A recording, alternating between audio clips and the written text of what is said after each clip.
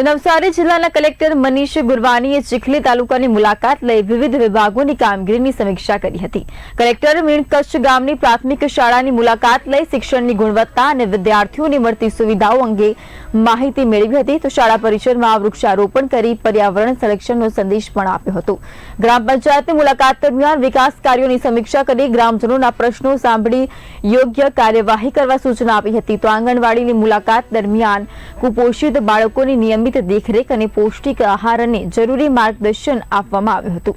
Chikhli referral હોસ્પિટલમાં આરોગ્ય સેવાઓ, સાધન સામગ્રી અને માનવબળની સ્થિતિની સમીક્ષા કરી વધુ સારી સુવિધાઓ માટે સૂચનાઓ અપાઈ હતી। ચીખલી પોલીસ સ્ટેશનની મુલાકાત દરમિયાન કાયદો અને વ્યવસ્થાની સ્થિતિની સમીક્ષા કરી ગુનાહિત પ્રવૃત્તિમાં સંડોવાયેલા અને તડીપાર કરવા યોગ્ય વ્યક્તિઓ સામે નિયમ મુજબ કાર્યવાહી કરવા જણાવાયું હતું। તો મુલાકાત દરમિયાન વિવિધ વિભાગોના અધિકારીઓને જનહિતના પ્રશ્નોનું ઝડપી નિરાકરણ લાવવા કલેક્ટરે જરૂરી માર્ગદર્શન આપ્યું હતું।